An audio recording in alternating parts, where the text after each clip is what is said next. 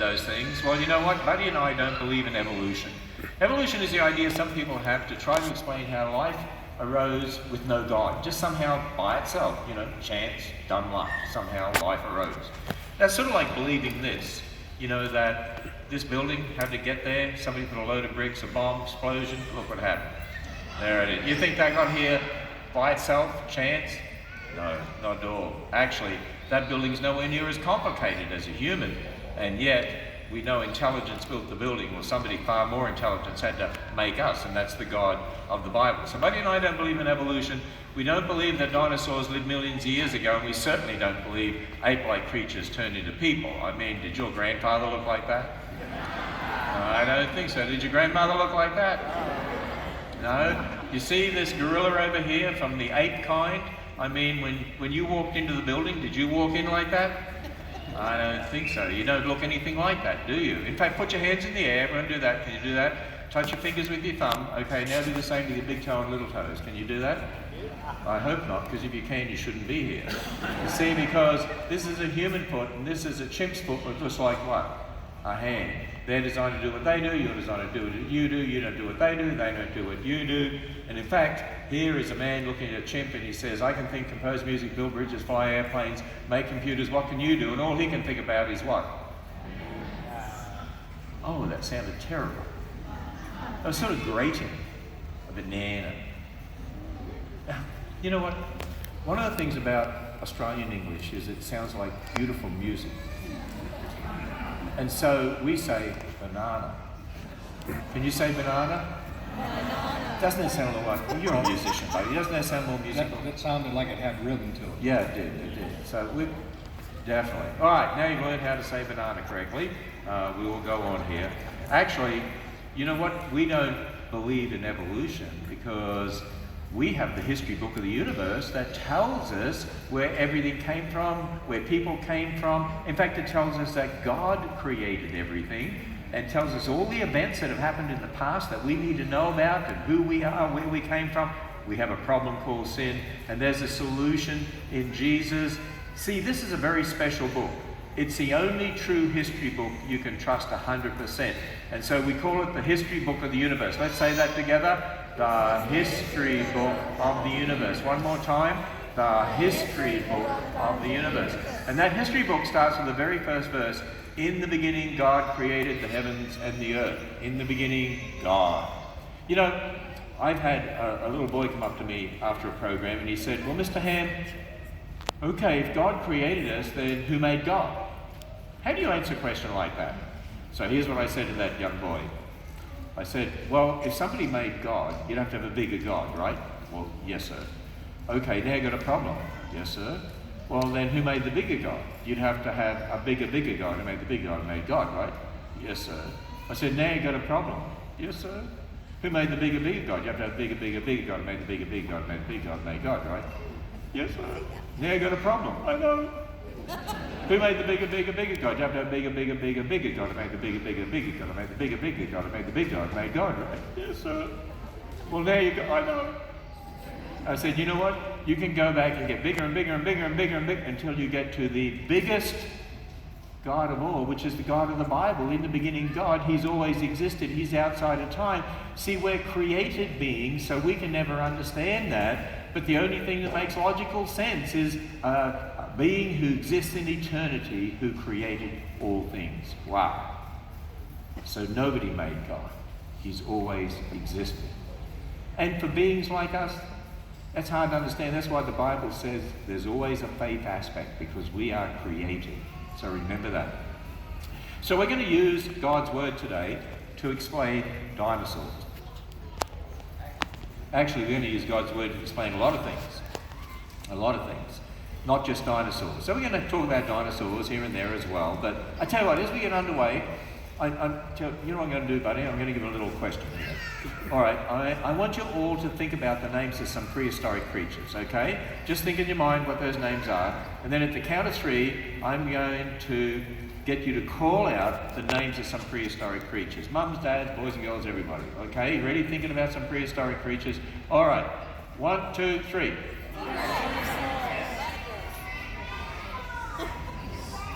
Oh, I heard, did you hear a lot of names? I heard a lot of names. You know what they don't know though? I know. I led them all into a trap. You did. I did. I wanted to trap you all to show you we're influenced by the world. You know why? Okay, mums and dads, boys and girls. How can you have prehistoric anything when history began from when it was recorded in Genesis 1:1? In the beginning, that's when God made time, right? So we have history right from the beginning, so how can there be prehistoric anything? There we are. Do you know what, mums and dads? We're all impacted by the world's way of teaching, aren't we? And that's what we want you to get, to be able to think biblically and to be able to understand what it means that the Holy Bible, that God's Word, is the history book of the universe. Now, at the Creation Museum, I know many of you have already been to the Creation Museum, we walk people through the whole history of the universe from beginning to end, and we call it the 7 C's. We have lots of other exhibits there too. And we go through creation, corruption, catastrophe, confusion, and then Christ's cross consummation. And so based on these 7 C's, what we're going to do today, we're going to talk about dinosaurs in particular, and we're going to talk about the 7 ages of dinosaurs. See, here's the interesting thing. Evolutionists say, oh, the age of dinosaurs was 65 to 200 million years ago.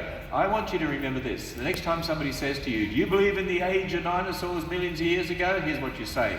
No, I don't believe in the age of dinosaurs. I believe in 7 ages of dinosaurs. That'll confuse them, won't it? So the next time somebody says, do you believe in the age of dinosaurs? You say, no, I believe in 7 ages of dinosaurs. Well, and let's go through those 7 ages real quickly. When I put the picture up on the screen, you can call out the name of it, okay? So the first age is form. Second age is fearless. Third age is fallen. Fourth age is flood. Fifth age is faded. Sixth age is found. And the 7th age we live in today is called fiction. What is it? Fiction. You know why I say fiction? You know what fiction means? Not true. What does fiction mean? Not true. Because we live in an age where we're told a lot of things that are not true, like evolution, millions of years, that ape-like creatures turned into people. And so we're going to go through all that today for you. And so we're going to start with the first age, form. When did God make dinosaurs? When did he form dinosaurs? Well, the Bible tells us God made everything in 6 days and rested for 1. Oh, wait a minute. Buddy. 6 plus 1 equals, now don't hurt, if you think too hard, don't let it hurt. Okay. 6 plus 1 equals? 7. 7. Good. At your age, I'm surprised you remember it, but 7. Okay, you know why I did that? Okay, put your hands up if you have an 11-day week at your house. Put your hand up if you have a 12-day week at your house. Okay, put your hand up if you have a 7-day week at your house. Look around, look at that. We all have a 7-day. You know why? Here's something else that's confusing to people who don't believe in God. There's only one place you find a 7-day week, and that's in the Bible. Because God made everything in 6 years and 6 millions of years and rested. No, that doesn't make sense. He must have made everything in 6 days and rested for 1. Because if he made everything in 6 millions of years and rested for millions of years, that wouldn't make sense, would it? But you see, that's where the week comes from, that God made everything in 6 days and rested for 1. And he tells us what he did on each of those days. On day 1, he made the heavens, the space, and the earth, matter, in the beginning, time. And then day 2, he separated waters. Day 3, he made the dry land appear. He gathered the waters together into one place, which means, really, the land was probably in one place, one continent before the flood. And then he made the plants. And then on day 4, he made the sun, moon, and stars. On day 5, he made the sea creatures and the flying creatures. Day 6, he made the land, animals, and man. And we're going to particularly concentrate on day 6 today, the land, animals, and man. Day 7, he rested from his work of creation. And you know how God made the animals? He made the animals differently to the way he made humans. I want you to think about that. It's very important. The way he made the animals, he said, let the earth bring forth the living creatures. But did you know how he made humans? He said, let us make man in our image. Do you realize that no animals are made in God's image? Only human beings are made in God's image. We're different to the animals. You know, mums and dads in the public schools, you know what kids are taught? That they're just an animal. They're in with the animal kingdom. It shouldn't be that way. Man should be separated out because we're made in the image of God. So I want you to say after me, I am made in the image of God. Made in the image of God. I'm not just an animal. I'm not just an animal. I'm very special. Now I want you to remember that. Well, you know what? I've been researching. I want to show boys and girls some of the most incredible animals in the world. And I thought, where would you find the most incredible, phenomenal, exciting animals in the world? And my research, it came up with the country of Australia. I don't know why it did that, but it did. Obviously not America, Australia. And one of the animals I wanted to show you was this one. What is the name of that one? Koala. Koala is the most marsupial, which means it has what?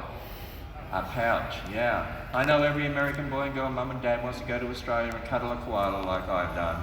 But one of the best kept secrets in Australia is that in the wild there's smelly flea-bitten varmints that rip your eyeballs out. But we don't tell too many people about that. Here's another one of my favourite animals. What's that one? Kangaroo. Kangaroo has a pouch, and there's a little joey, that's what we call them, in the pouch. You know when a kangaroo is born, it's like a little red jelly belly. It's about half an inch long, and it has a mouth that has 2 legs, and it can't see, and it knows where to go, what to do, and how to do it, and it crawls up its mother's pouch, knows where to go, what to do, and how to do it, and it crawls into its mother's pouch, knows where to go, what to do, and how to do it, and attaches itself to its mother's milk to develop from there. Who thinks that happened by evolutionary dumb luck, chance, random processes over millions of years? Who thinks it was designed that way? You know what I say to my grandchildren? We have 18 grandchildren actually. I say it's designed to do what it does do, it does do, it does do well, doesn't it? Don't you think? I think it does. Do you? I do. Hope you do too. Do you? Can you say that? No? Okay, well let's go on here. That's another one of my favourite animals. It's a wombat. A wombat has a pouch, but its pouch faces backwards and the young jump into the rear end. I had an evolutionist once who said to me, if God made the wombat, why does its pouch face backwards then? Well, that's easy, because a wombat tunnels under the ground. If its pouch faced forwards, it'd fill up with dirt and you get fossilised wombats real quickly, wouldn't you? You know what I say to my grandchildren? It's designed to do what it does do, what it does do, it does do well, doesn't it? Don't you think? I think it does. Do you? I do. Hope you do too. Do you? Can you say that yet? No? Well, who knows what my favourite animal of all time is? Oh, the platypus. You know why? They discovered it in England in 1790. No, sorry, they discovered it in Australia in 1797, and they sent it back to England. And scientists in England thought somebody had cut a number of animals up and stuck the pieces together. And you know why they thought that? Because they get this animal here, and it has a bill like a duck, and a beaver-like tail, and hair like a bear, and web feet like an otter, and claws like a reptile, lays eggs like a turtle, feeds its young on milk like a mammal, has spurs like a rooster, and poison like a snake. I mean, if it evolved from everything. That doesn't make sense, does it? Actually, it's my favourite animal, because I think every time an evolutionist looks at the platypus, I think God smiles, because I think he made it just for them. It's so confusing to them. And you know what I say to my grandkids? It's designed to do what it does do, what it does do, it does do well, doesn't it? Don't you think? I think it does. Do you? I do. Hope you do too. Do you? Can you say that yet? No. Okay, we're going to learn it together. All right. On the count of 3, you can say it with me, and we'll do it slowly first up. All right. 1, 2, 3. It's designed to do what it does do, what it does do, it does do well, doesn't it? Yes, it does. I think it does. Do you? I do. Hope you do too. Do you? It's pretty pathetic, actually. What do you think? I think it could be better. It's pathetic. It could be better. You always try to be so nice about it, though. I'm Australian. Just tell them what it was like. All right. Let's try it again. A little faster this time, okay? A little louder. 1, 2, 3. It's designed to do what it does do, what it does do, it does do well, doesn't it? Yes, it does. I think it does. Do you? I do. Hope you do too. Do you? That was actually better. Would you say it was better? It's a lot better. It's a lot better. Okay, it's better. All right, you say a lot better. That's better. All right, let's try it again. A little faster this time, okay? 1, 2, 3. It's designed to do what it does do, what it does do, it does do well, doesn't it? Yes, it does. I think it does. Do you? I do. Hope you do too. Do you? Hey, you're getting a lot better. That's really good. One more time. This time, I want to see if you can do it as fast as I do. Who thinks I can? Who's going to try? All right, you ready? See if you can keep up with me. On the count of 3. 1, 2, 3. It's designed to do what it does do, what it does do, it does do well, doesn't it? Yes, it does. I think it does. Do you? I do. Hope you do too. Do you? I beat him. Hey, that was pretty good. Give yourselves a clap. I think you did really good. Well, you know what? Seeing as I showed you the best animals in the world, the second best animals in the world probably come from America. Is that right, buddy? Well, I think they're the best, but that's, Yeah, but you're biased. You're an American. I'm not biased. no, not at all, you're not biased. No, I'm not.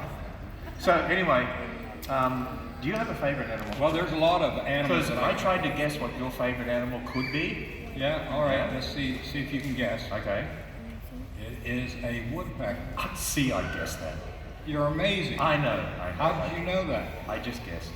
You know why I like the woodpecker? It's not because you like his tongue. I like its tongue. How did you know that? I just guessed it. That's very good. Yeah, I You're knew really good. I have to hand it to you. I like the woodpecker. A lot of things I could tell you about the woodpecker, but I'm just going to talk about his tongue today. When God made the woodpecker, he made an amazing bird. Most birds have a relatively short tongue in their beak, right? But not the woodpecker. The woodpecker, God designed it so it has a really long, skinny tongue. And on top of that, most birds' tongue will end right back here in the throat, right? That's where the tongue stops in most critters, right? But not in the woodpecker. God designed the woodpecker so it has an extension on the back of its tongue, and the woodpecker's tongue will wrap all the way around the skull and sticks inside the right nostril. Yep. Woodpecker keeps part of his tongue inside of his nose. I tell that to boys and girls, they usually go, cool. So when the woodpecker's drawing on a tree, discovers, oh, there's a hole there. I wonder what's inside that hole. Well, the woodpecker takes that long, skinny tongue of his, sticks it down inside that long, tight, skinny hole. Now, how's a woodpecker going to tell the difference between a bug or a piece of sawdust? God thinks of everything. God designed little tiny whiskers on the tip of that woodpecker's tongue that will tickle it. It can feel that movement. All the woodpecker thinks, this is a bug. It's not sawdust. I can eat this. Problem. How's a woodpecker going to draw that bug out of that long, tight, skinny hole? God thinks of everything. God made a factory in that woodpecker's tongue that makes glue, makes a sticky substance. Works automatically. Woodpecker doesn't know any of this is working, and it better work, or you're not going to have a woodpecker. So the woodpecker glues the bug to the tip of its tongue. Now the woodpecker has the bug glued to its tongue, so the woodpecker draws that bug out of that long, tight, skinny hole. Now at last the woodpecker has the bug in his beak, but how's he going to swallow the bug that's glued to his tongue? God thinks of everything. God made another factory in that woodpecker's tongue, but this one is a dissolving factory that automatically dissolves that glue, automatically dissolves that sticky substance so that woodpecker can swallow that bug. I don't know about you guys, but that's an awful lot of things that has to happen by time, matter, and chance. It tells me we have an awesome God who knows how to do all the details right from the get-go and find that information bird we call the woodpecker. Wow, buddy, you're getting excited. Oh, I get excited when I talk about God's awesome creation. Wow. Who else is excited as Buddy talking about God created? Amen. Oh, look at that. That is good. Well, you know what? I was wondering, Buddy, you wouldn't happen to have made up a song about the woodpecker. I did. I like the woodpecker so well. I wrote a song about the woodpecker. I'm going to teach you guys my woodpecker song right now. Oh, hey, well, I happen to have some words here. You're amazing. I know. That's just amazing. Now, this is a fast song. It's a fast song, so I need as many people to clap your hands to the music as I can talk into. If you do that for me, I really appreciate that. And you can help me sing about the woodpecker. We'll have some fun. Southern Salvation. You guys wanna can help me sing out? along. Okay. All right, here we go. The woodpecker song goes like this.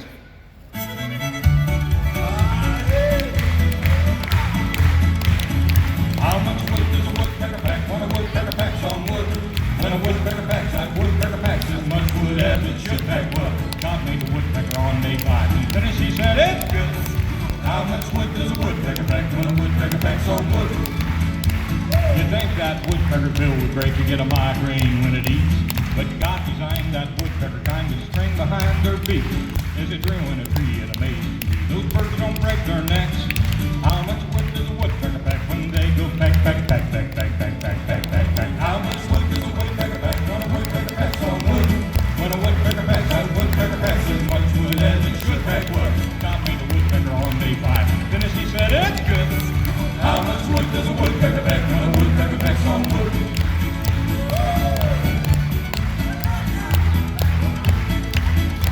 That woodpecker sounds just like a drum as he thumps against a tree. He blinks his eyes as sawdust flies, he'll never miss a beat. God put a cushion in his head so his brain don't turn to mush. Put sticky stuff on his tongue so it can catch a bug, bug, bug, bug, bug, bug, bug. How much wood does a woodpecker pack when a woodpecker packs some wood?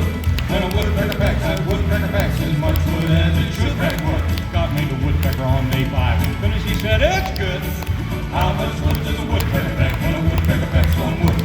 When a woodpecker packs, that woodpecker packs as much wood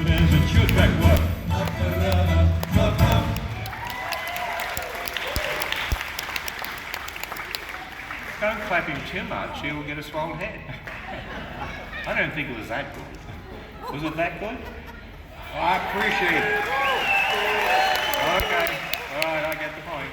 All right. Well, you know what? God made the land animals on day 6, and then he made the first man, Adam, from dust. He didn't make Adam from an ape man, by the way, from dust.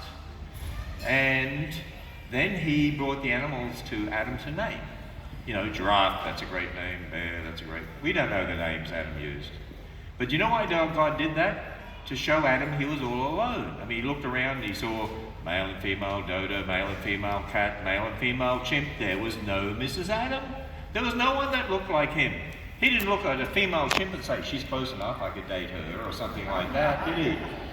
So you know what God did? Put him to sleep, and from his side made the first woman. What was her name?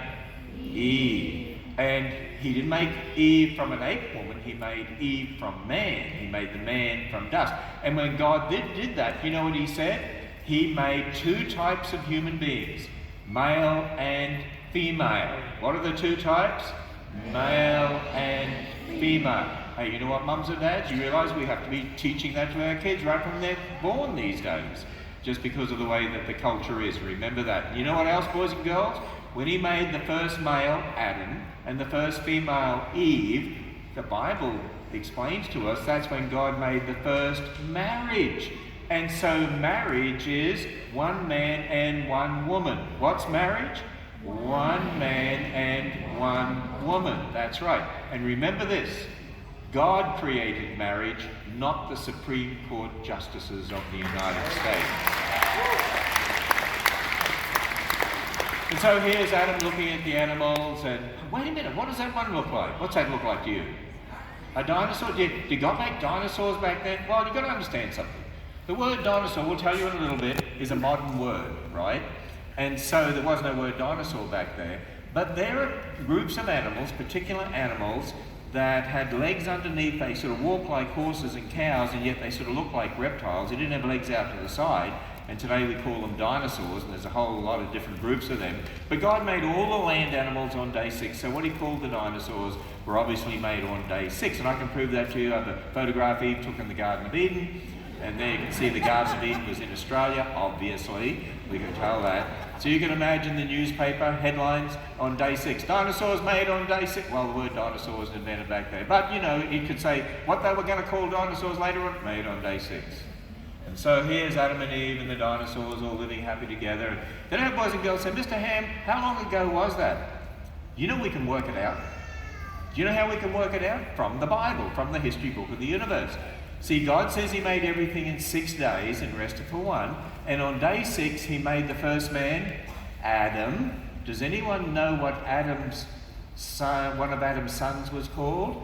He had a son called Seth when he was 130 years old. And then Seth had a son called Enosh when he was 105 years old. And Enosh at 90 years old had a son called Kenan. And Kenan at 70 years old had a son called Mahalalel. And he had a son called Jared at 65. And then Jared at 162 had a son called Enoch. And you can work all the way down through there till you get to Lamech, who had a son called Noah. And then it tells us Lamech was 182, and then Noah was 500, and he had 3 sons, Ham, Shem, and Japheth. And then you can go to Abraham, and then to Jesus, and then to the present, and to Jesus as the God-man, the babe in a manger, and then to the present, and it comes to about 6,000 years.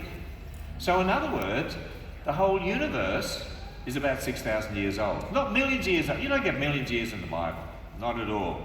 But then I had boys and girls say, Mr. Ham, well, what about those scientists that say that the universe and dinosaurs and so on, millions of years old? Well, I want to teach you something God taught a man called Job. After the flood, God was speaking to a man called Job, and he said, Job, were you there when I made the earth? So I want you to remember this. The next time somebody says millions of years ago in a very polite way, you say, excuse me, were you there? Can you remember that? The next time somebody says millions of years ago, what do you ask them? Were you there? Now, I've had boys and girls come to me and say, Mr. Ham, we asked the evolutionists, were you there? And they said, no, we weren't, but you weren't either. What do we say now? Here's what you say. No, I wasn't there either, but I know someone who was, and I have his word. Are you interested? See, let me ask you all some questions. I want you to answer yes or no in a nice big loud voice, all right? Has any human being always been there? No. Does any human being know everything? No. Has any scientist always been there? No. Does any scientist know everything? No. Who's the only one who's always been there? God. Who's the only one who always knows everything? God. Who should you always trust first? God or the scientist? God. And you remember that. We have His word. We should always trust God first.